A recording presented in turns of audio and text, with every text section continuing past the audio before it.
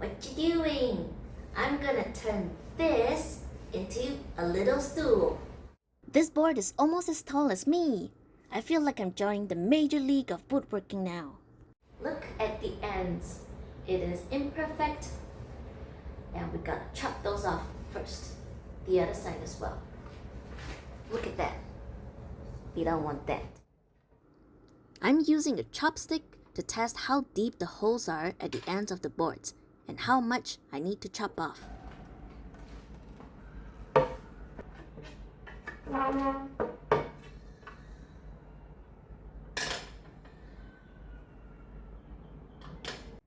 Now, I mark the lines with a marking gauge. I also darken the lines with pencil to make the line easier to track while sawing.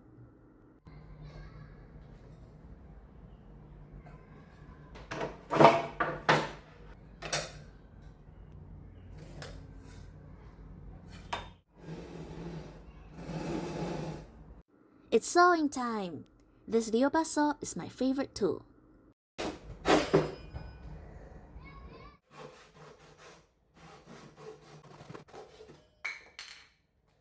It's looking a bit rough, but we can smoothen it out later with a hand plane. I made a 3D model of this mini stool design before I got started, just so that I can visualize how it would turn out. I don't know why there's this ghastly gap at the tenon, and I can't mirror the dowels next to the other legs. But if everything goes well, the mini stool should look roughly like this. I designed this stool with the intent to use as much of the plank as possible without needing more timber. I added an additional 2 mm, which is about 0.078 inches, to each measurement, just in case some material will be taken off during sawing. On hindsight, I also ought to have left a little bit of a gap between each saw line. There was enough material to allow for that, but I didn't do it. Oh well, guess this time we'll be living dangerously.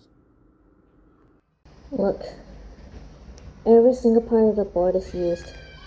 We literally only have this much waste. That's the only waste we have.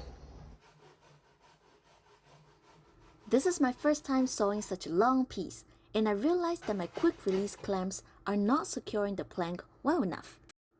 So, I adjusted my clamping configuration before continuing.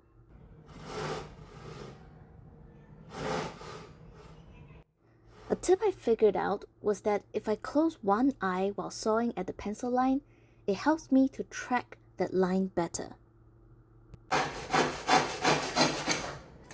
This is the only piece of waste we have from the entire board.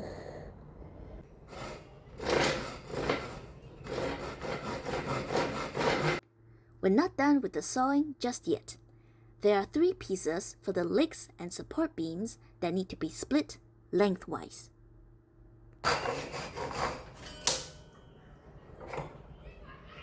These are the freshly sawn pieces. These two are gonna make the seat. These two, the support beams underneath the seat. And these 4 are the legs. So, you notice that this is curved. You gotta flatten this out and smoothen out all the edges that were sawn. Now this part, gotta get rid of that. It took me about an hour to finish planing all these parts.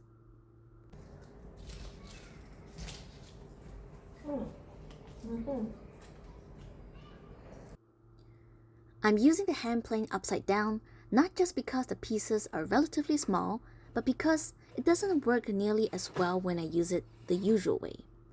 A kind person commented in one of my previous videos, suggesting it was because my workbench wobbled too much. I think they might be onto something. I can't try out the tip of putting my workbench next to a wall yet, because there are no sturdy walls nearby, and I don't want to upset my family by damaging the paint in the house, so I'll make do with this upside down method for now.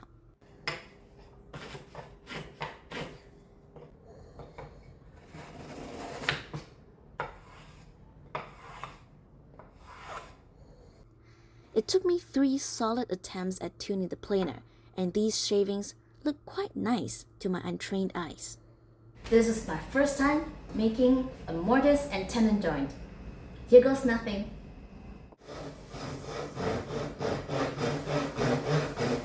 I'm sawing slightly away from the lines, then I'll clean it up with a chisel.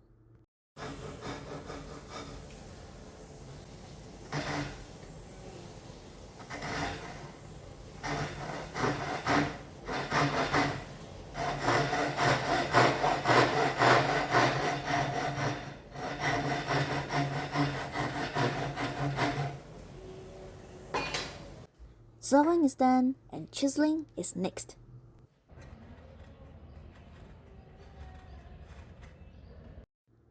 My chiseling skills are a little bit lacking for now, and it's taking me quite long to clean up just 4 tenons, but overall I think it's turning out fine.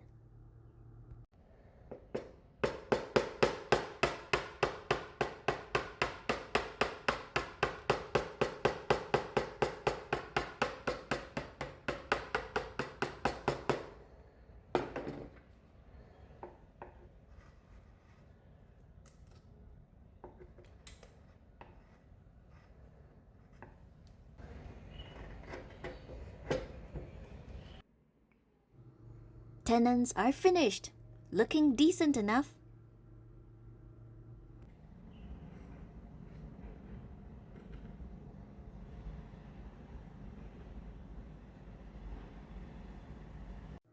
I'm tracing out tenons onto the support beams directly and labeling them. Planning and measuring are quite crucial in woodworking.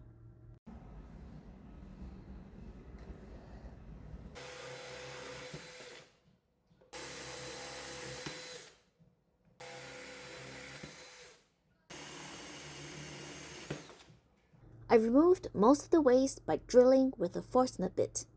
The drilling was the easy part. Now, I'm working on cleaning the edges of the mortise with a chisel, and later decided to also use a file.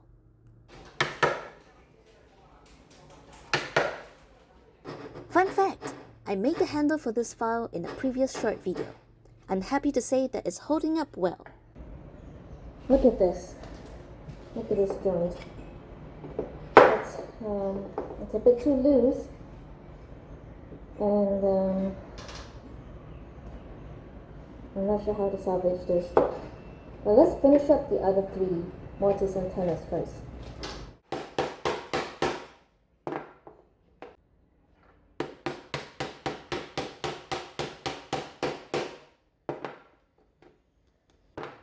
Eventually, I discovered that the oversized mortise fits another leg's tenon, so I secretly shuffled the steel legs around. Problem solved!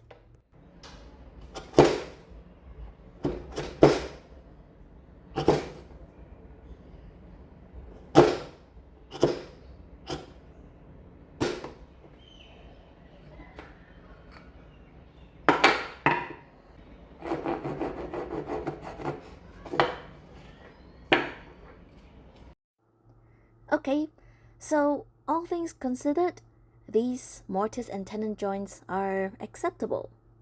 There are some pretty bad tear out over here. I expected this, but it's okay because we'll glue this up to the seat. They will not be seen. I'm adding some double-sided tape to make sure the pieces don't move around too much during drilling, so that the drill holes come out straight and clean.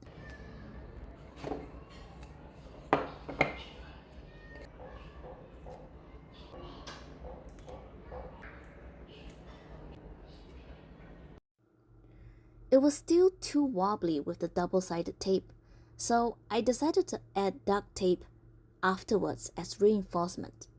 Duct tape makes everything better.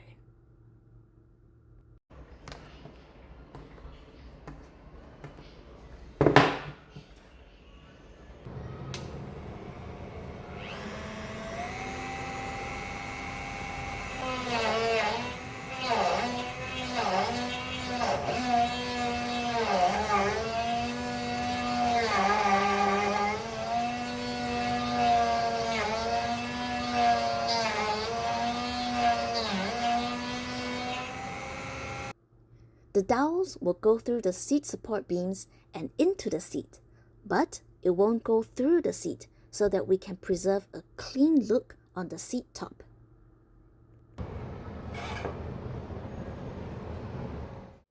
Side quest! I'm starting to remove some of the varnish that was on the board when I bought it. The surface I'm sanding is at the bottom of the seat, which will become the gluing surface to the seat support beams. This should increase the strength of the glue bond. This is the moment where everything comes together. Let's assemble!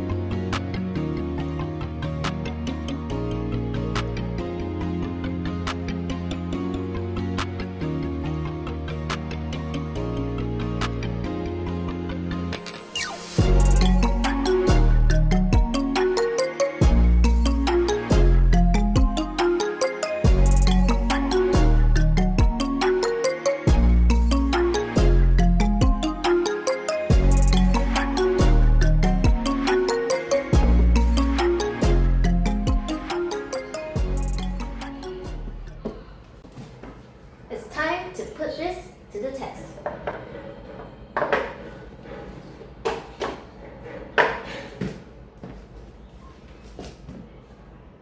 Well, it's standing and I'm sitting.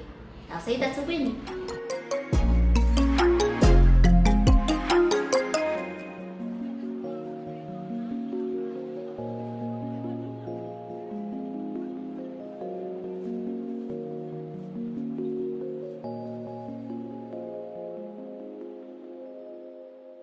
Cảm ơn